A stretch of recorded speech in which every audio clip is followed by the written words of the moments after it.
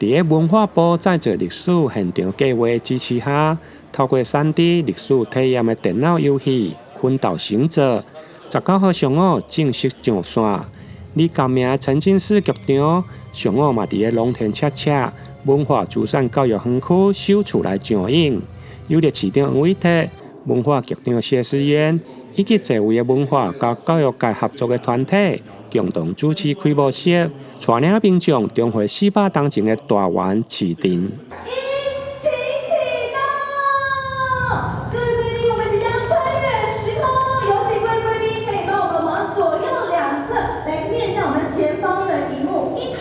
来欣赏400年前的大园市镇，有请。今年是台南400，很多过去台南400年所发生的历史，不管是西拉雅族，不管是原住民，或者是许多我们的先民，都有很多值得我们去回味的地方。所以感谢我们文化部文资局来补助台南市政府文化局，来一起来让过去的400年的让民众能够回到这个400年前的现场。在历史现场里面，我们看到过去当初安平的市集，或是当初在西拉雅族，不管在麻豆社，或者在我们关田这边，事实上都有许多足迹。那可以让我们不管是年轻的朋友的学生做校外户外教学，或者是让我们这个一般的民众观光客一起来那边看，我觉得都非常好。台南400就是一个我们跟400年前的台南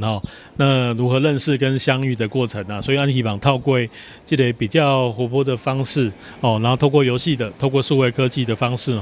来让这个更多的人认识400年前的台南。所以我们这次的坤岛行者它其实同步有一部线上的沉浸式的剧场然后跟线上游戏同时上线。那透过你可以到龙田恰恰园区也可以在 Steam 的平台上面可以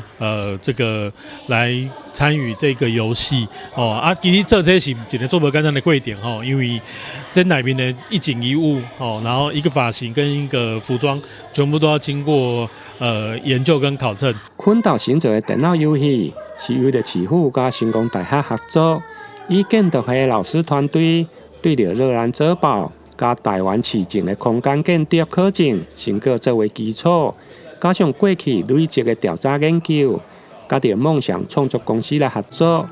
运用3D 的建模加趣味的游戏机制，开发出历史体验的电脑游戏。那我们这边的游戏的特色呢，是我们还原了400年前台南大园市镇的样貌。那我们游戏里面所有的建筑物或是居民它的一砖一瓦，它的所有卖的物品，它的人穿的衣服呢，都是还原当下我们参考历史的考究，然后还原当下的情况跟情境来制作的。那这是我们最大的特色。那我们当然把这个包含了很多的游戏性。所谓的游戏就是我们有故事，然后我们有所谓的战斗模式，然后我们有所谓的玩法，全部放在里面。那我们以潜行的方式去把这个故事揭露出来。另外，以游戏的所在所开发无同故事内容的改名坤岛行者，沉浸式的剧场上午嘛公布伫龙田车